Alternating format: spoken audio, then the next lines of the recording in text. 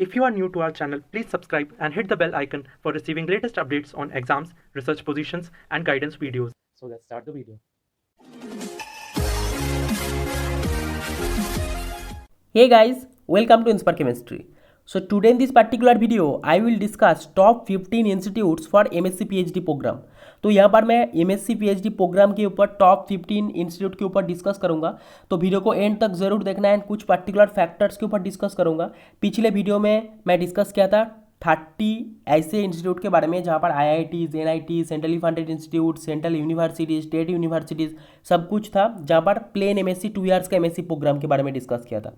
And वहाँ पर comment box में बहुत सारा स्टूडेंट कमेंट किया था कि MSc PhD और इंटीग्रेटेड PhD प्रोग्राम के लिए जो मेनली रिसर्च पर्सपेक्टिव इंस्टीट्यूट है उसके बारे में भी वीडियो चाहिए। तो मैं यहाँ पर टॉप 15 इंस्टीट्यूट के बारे में डिस्कस करूँगा जहाँ पर MSc PhD प्रोग्राम है। ऐसे कमेंट करने के लिए मत आ जाओ कि होमी भाभा नेशनल इंस्टीट्यूट का है या फिर और भी जो IITs है ये सब कहाँ है।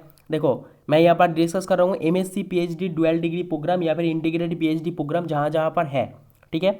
एंड यहाँ पर बहुत सारा IITs भी रिसर्च में बहुत अच्छा है। यहाँ पर मैं पहले बताया MSc PhD और इंटीग्रेटेड PhD के ऊपर मैं वीडियो बना रहा हूँ। इसके ऊपर मैं इंस्टीट्यूट का रैंकिंग दे रहा हूँ, रैंकिंग नहीं मतलब नेम बता रहा हूँ। यहाँ पर देखो जो 1 2 3 करके जो नंबर दिया है ये रैंकिंग वाइज नहीं है, फिर से बता रहा हूँ, क्योंकि पिछले जो वीडियो बनाया था MSc के ऊपर उसमें एक स्टूडेंट ने आके तो मतलब दिल्ली यूनिवर्सिटी को लेकर इतना ज़्यादा कमेंट स्टार्ट कर दिया कि IIT BHU से दिल्ली यूनिवर्सिटी बहुत अच्छा है, ये सारे थिंग्स, ठीक है। ये रैंकिंग वाइज नहीं है। वीडियो को पूरा देखो, अच्छे से सुनो मैं क्या बता रहा हूँ, उसके बाद ही कमेंट करना, ठीक है। तो यहाँ पर टोटल जो इंस्टीट्यूट है, टोटल 16 इंस्टीट्यूट्स या फिर 15 इंस्टीट्यूट का मैं नोट डाउन किया। एंड यहाँ पर MSc PhD and integrated PhD दोनों प्रोग्राम ही अवेलेबल है। कुछ कुछ इंस्टीट्यूट में इंटीग्रेटेड PhD प्रोग्राम है, कुछ कुछ इंस्टीट्यूट में MSc PhD प्रोग्राम है।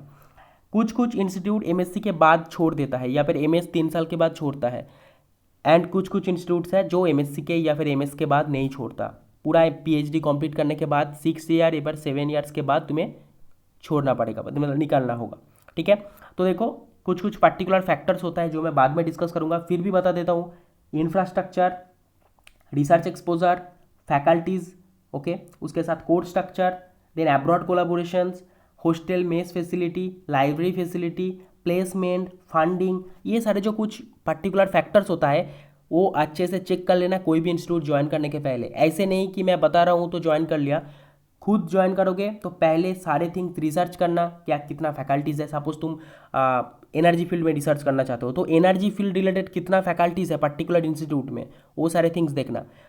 पर्टिकुलर फैकल्टीज़ का मतलब एकेडमिक प्रोफाइल कैसा है, क्वालिफिकेशन क्या है, मतलब कहाँ से PhD किया, कहाँ से पोस्ट डॉक किया, नंबर ऑफ पेपर्स कितना है, नंबर ऑफ साइटेशंस कितना है, H इंडेक्स कितना है, ये सारे थिंग्स तुम्हें देखना पड़ेगा कोई भी इंटीग्रेटेड PhD प्रोग्राम ज्वाइन करने के पहले। क्योंकि इंटीग्रेटेड PhD प्रोग्राम मीन्स ये सोच सकते हो मैक्सिमम इंस्टीट्यूट में स्टूडेंट ज्वाइन करता है तो PhD कंप्लीट करके ही आता है। तो PhD ऐसे एक लॉन्ग टर्म प्रोसेस है कि 5 साल तुम्हें वहाँ पर करना होगा रिसर्च, तो एटलीस्ट 5 साल, ठीक है।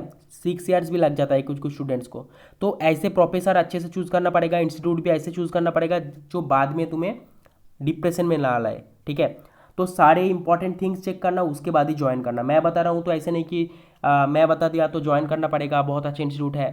मैं यहाँ पर बता रहा हूँ, उसके बाद भी तुम्हें खुद से चेक करना पड़ेगा। तो देखो ये जो रैंक मैं जो बताया ये रैंकिंग वाइज नहीं है, फिर से बता देता हूँ, मैं जस्ट नेम मेंशन किया, ठीक है।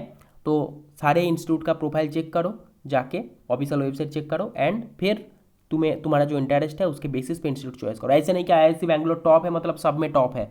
मटेरियल साइंस में IISc बैंगलोर से JNCSR अच्छा है, केमिकल साइंस में IICS कोलकाता बहुत अच्छा है, ठीक है। तो ऐसे तुम्हें चूज़ करना पड़ेगा कि कौन सा पर्टिकुलर फील्ड में जाना चाहते हो, उसके बेसिस पे इंस्टीट्यूट चूज़ करना होगा। उसके लिए पर्टिकुलर जो फैक्टर्स है मैं बाद में डिस्कस कर रहा हूँ। सो फर्स्ट है IISc Bangalore, Indian institute of science Bangalore में जो है। तो इसके बारे में क्या बोले, ये टॉप इंस्टीट्यूट है इंडिया का रिसर्च में एंड वर्ल्ड वाइड टॉप 200 में रहता है, ठीक है। तो यहाँ पर जो प्रोग्राम है इंटीग्रेटेड PhD प्रोग्राम, ठीक है, यहाँ पर बहुत सारा प्रोग्राम है, BSMS, integrated PhD post doc, MTech, BTech, बहुत सारा कोर्स वर्क है। तो इसमें से इंटीग्रेटेड PhD प्रोग्राम है, ठीक है। और इस साल से नॉर्मल MSc 2 ईयर्स का MSc प्रोग्राम भी स्टार्ट हो गया for chemistry and biological science students. तो MSc प्रोग्राम इस साल से स्टार्ट हुआ, मतलब थोड़ा बहुत इंफ्रास्ट्रक्चर में प्रॉब्लम हो सकता है, लेकिन जो इंटीग्रेटेड पीएचडी प्रोग्राम है बहुत साल पुराना है एंड बहुत अच्छा इंस्टीट्यूट है, यहाँ पर तुम आसानी से ज्वाइन कर सकते हो। लेकिन यहाँ से तुम्हें पीएचडी करके ही निकलना पड़ेगा मैक्सिमम केस में, नहीं तो क्या होता है ये डिपेंड करता है सुपरवाइजर के ऊपर। जैसे बहुत सारा स्टूडेंट होता है एमएस यहाँ से कर लेता है 3 साल का, उसके बाद अब्रॉड में पीएचडी करने जाते हैं या फिर इंडिया का और भी टॉप इंस्टीट्यूट में पीएचडी करने जाते हैं।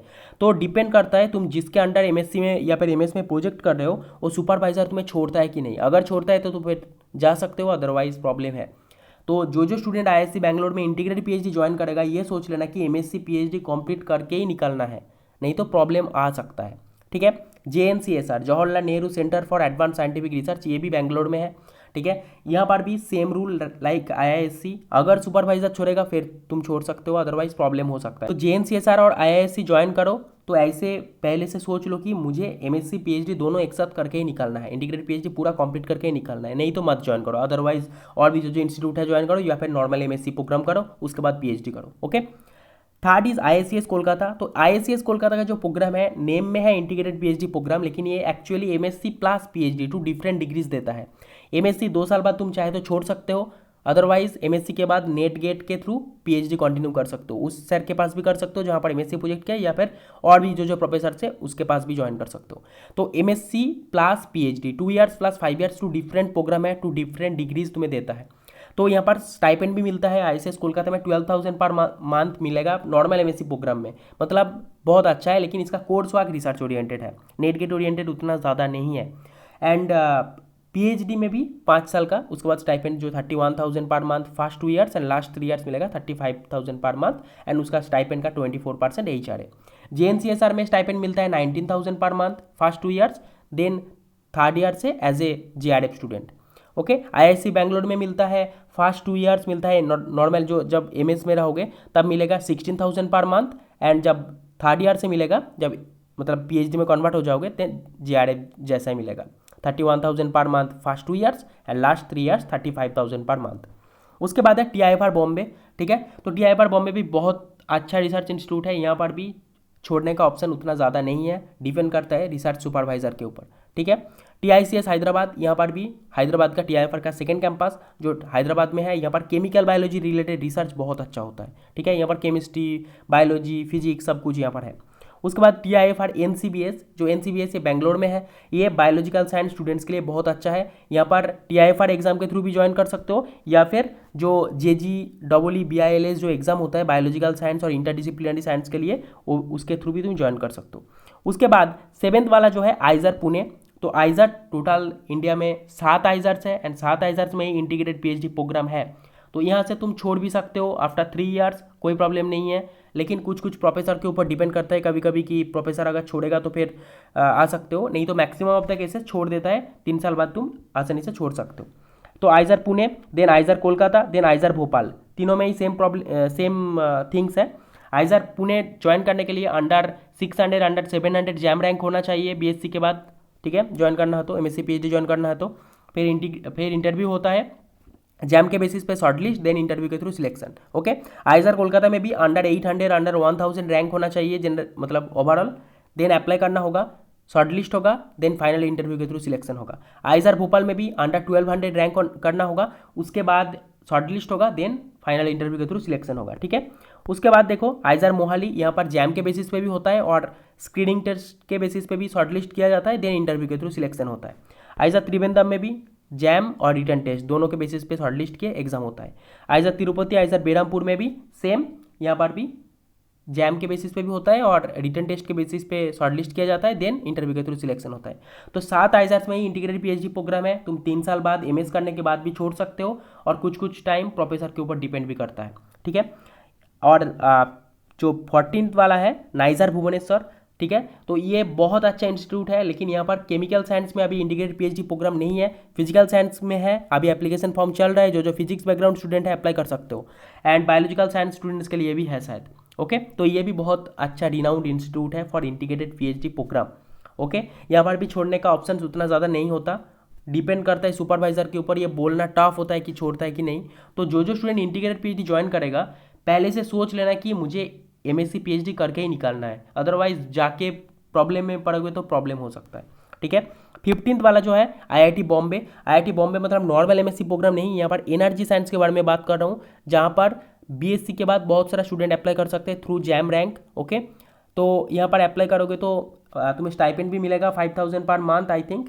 एंड ये 6 ईयर का प्रोग्राम है शायद, एमएससी एंड पीएचडी एक साथ। एंड इसके बाद तुम्हें जॉब अपॉर्चुनिटीज़ भी मिलता है। तो इसके ऊपर एक डेडिकेटेड डिटेल वीडियो हमारे चैनल पे अवेलेबल है, क्या क्या फील्ड में रिसर्च होता है, कौन कौन सा फैसिलिटीज़ है, कौन कौन सा कंपनीज आता है प्लेसमेंट के लिए, सिलेक्शन प्रोसीड्योर क्या है, सारे थिंग्स। वीडियो का लिंक डिस्क्रिप्शन बॉक्स में रहेगा, जाके तुम चेक कर सकते हो। उसके बाद है 16 वाला last institute IIT Kharagpur, nuclear medicine के ऊपर। जैम के बाद जैम के रैंक पे बेसिस पे वहाँ पर इंटरव्यू होता है शायद, या फिर जैम रैंक के बेसिस पे डायरेक्टली सिलेक्शन हो जाता है। ठीक है, तो ये भी कुछ इंपॉर्टेंट इंस्टीट्यूट्स हैं। फिर से एक बार बता देता हूँ, आईआईएससी बैंगलोर, जेएनसीएसआर, यहाँ पर मान सकते हो कि 7 साल बाद ही छोड़ना होगा, डिपेंड करता है रिसर्च सुपरवाइजर के ऊपर, जनरली छोड़ता नहीं है। अगर ये 2 इंस्टीट्यूट से अच्छा इंस्टीट्यूट तुम्हें मिला पीएचडी के लिए तो फिर छोड़ सकते हैं, मतलब अब्रॉड में।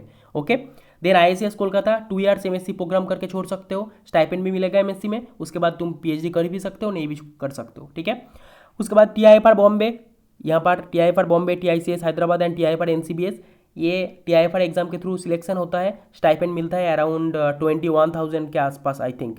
ओके, या फिर 19,000 के आसपास पर मंथ। एंड जब पीएचडी में कन्वर्ट हो जाओगे, फर्स्ट 2 ईयर्स मिलेगा 31,000 per month and last 3 years मिलेगा 35,000 पर मंथ। एंड स्टाइपेंड का 24% एचआर है रहने और खाने के लिए।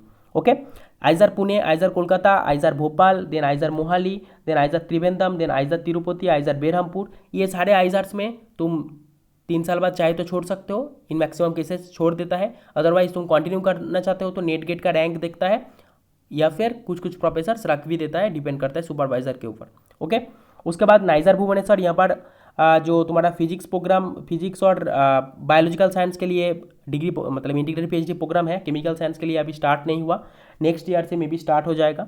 ठीक है, IIT Bombay energy science chemistry का स्टूडेंट अप्लाई कर सकता है। यहाँ पर 6 ईयर बाद तुम्हें छोड़ना होगा, और एमएस के बाद भी बहुत सारा स्टूडेंट छोड़ता है, डिपेंड करता है सुपरवाइजर के ऊपर। एंड प्लेसमेंट भी मिलता है after completing your integrated PhD program. बहुत सारा कंपनीज आता है, इसके ऊपर डिटेल वीडियो चैनल पे अवेलेबल है, डिस्क्रिप्शन बॉक्स में लिंक रहेगा, जाके चेक कर लेना। आईआईटी खड़गपुर न्यूक्लियर मेडिसिन, यहाँ पर भी तुम ज्वाइन कर सकते हो। अगर तुम न्यूक्लियर मेडिसिन रिलेटेड रिसर्च में इंटरेस्टेड हो तो ज्वाइन करना। और एक इंपॉर्टेंट थिंग, जो एमएससी पीएचडी और इंटीग्रेटेड पीएचडी रिलेटेड जो प्रोग्राम्स हैं, इसमें तुम अगर रिसर्च में इंटरेस्टेड हो तो ही ज्वाइन करो, अदरवाइज प्रॉब्लम हो सकता है, क्योंकि 7 साल का लॉन्ग टर्म का कोर्स वर्क है। अगर तुम्हें पता नहीं कि बाद में पीएचडी करना है कि नहीं, तो अगर तुम कंफर्म नहीं हो तो फिर नॉर्मल एमएससी प्रोग्राम ज्वाइन करो, आईआईटीज, एनआईटीज, या फिर normal central university, state university से, देन नेट गेट के थ्रू ज्वाइन करो पीएचडी में बाद में। अदरवाइज क्या होगा, पैसे बहुत सारे स्टूडेंट ऐसे करता है कि स्टाइपेंड मिलता है इंटीग्रेटेड पीएचडी में एमएससी से तो ज्वाइन कर लेता है, लेकिन उसको अच्छा नहीं लगता पीएचडी, तो प्रॉब्लम होता है। तो पैसा अल्टीमेट थिंग्स नहीं होता, मैं बता रहा हूँ। पहले 2-3 महीना स्टाइपेंड लेने में बहुत मज़ा लगेगा, लेकिन उसके बाद अच्छा नहीं लगेगा। ठीक है, तो बता रहा हूँ कि अगर तुम रिसर्च में इंटरेस्टेड हो, इन फ्यूचर रिसर्च करना चाहते हो, तो ही इंटीग्रेटेड पीएचडी प्रोग्राम ज्वाइन करो, अदरवाइज नॉर्मल एमएससी करो, देन डिसाइड करो कि पीएचडी करना है या फिर जॉब करना है। अगर जॉब करना है तो गेट रिलेटेड अच्छा पढ़ाई करो, गेट का अच्छा रैंक होना चाहिए, अंडर 30, अंडर 50, तो ओएनजीसी, एनटीपीसी, बीएआरसी, ये सारे इंस्टीट्यूट ज्वाइन कर सकते हो। अदरवाइज अगर तुम पीएचडी में इंटरेस्टेड हो तो नेट गेट के थ्रू एमएससी के बाद भी ज्वाइन कर सकते हो, कोई प्रॉब्लम नहीं है। ठीक है, ये कुछ इंपॉर्टेंट यूजफुल फैक्टर्स मैं पहले वीडियो में भी बताया था। Infrastructure, faculty, course structure, research opportunities, abroad collaborations, instrumental facilities, library, internet, hostel facilities, institute funding, placement, environment, ये सारे थिंग्स पहले चेक कर लेना कोई भी इंस्टीट्यूट ज्वाइन करने के पहले। And main important thing, integrated PhD join करने के लिए कौन सा पर्टिकुलर इंस्टीट्यूट में, कौन सा पर्टिकुलर फील्ड में काम अच्छा होता है। जैसे जेएनसीएसआर में material science, IICS Kolkata, IISc Bangalore में केमिकल साइंस, बायोलॉजिकल साइंस के लिए टीआईसीएस हैदराबाद या फिर एनसीबीएस बेंगलोर, ये सारे इंस्टीट्यूट में।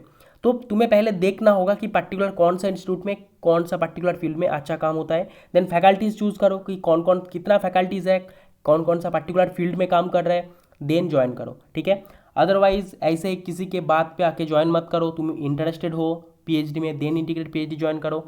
एंड कोई भी इंस्टीट्यूट ज्वाइन करने के पहले उसका सारे डिटेल्स पता होना चाहिए तुम्हें। ठीक है, कौन सा अब्रॉड कोलाबोरेशन है, कि कौन कौन सा इंस्टीट्यूट के साथ कनेक्शन है, क्या क्या फंडिंग आता है, ये सारे थिंग्स थोड़ा बहुत, मतलब बहुत डिटेल्स में नहीं, थोड़ा बहुत पता होना चाहिए। एंड अगर तुम्हें उस पर्टिकुलर इंस्टीट्यूट में कोई सीनियर मिला तो सीनियर से भी बात कर सकते हो ज्वाइन करने के पहले। सो दैट्स ऑल। सो ये सारे फैक्टर्स पहले चेक कर लेना, देन फैकल्टीज चूज़ करना। फैकल्टीज़ के वाइज अगर तुम्हारा इंटरेस्ट के वाइज वहाँ पर फैकल्टीज़ है रिसर्च इंटरेस्ट के वाइज, देन ज्वाइन करना। एंड इंटीग्रेटेड पीएचडी वो सारे स्टूडेंट ज्वाइन करो जो रिसर्च में इंटरेस्टेड हो। पैसा स्टाइपेंड के वजह से इंटीग्रेटेड पीएचडी में मत ज्वाइन करो, उनके लिए नॉर्मल एमएससी करो, सबसे अच्छा होगा। ठीक है, सो that's all. So if you get any information from this video, please hit the like button and please share this video with your friends, that can help your friends also and give some important information and updates also। और एक important thing, यहाँ पर जो top 15 institute का नाम लिया, ये ranking wise नहीं है, मैं फिर से बता देता हूँ। पिछले वीडियो में आके मतलब बहुत स्टूडेंट कमेंट कर रहा था ये ऐसा है, ये इसके पहले क्यों है, ये इसके बाद में क्यों है, ये जस्ट मैं मेंशन किया। यहाँ पर कोई रैंकिंग वाइज नहीं है। रैंकिंग वाइज जाना चाहते हो तो नेचर इंडेक्स रैंकिंग देखो एंड NIRF रैंकिंग देखो रिसर्च के wise. Okay, so that's all. So thank you for watching, see you in the next video.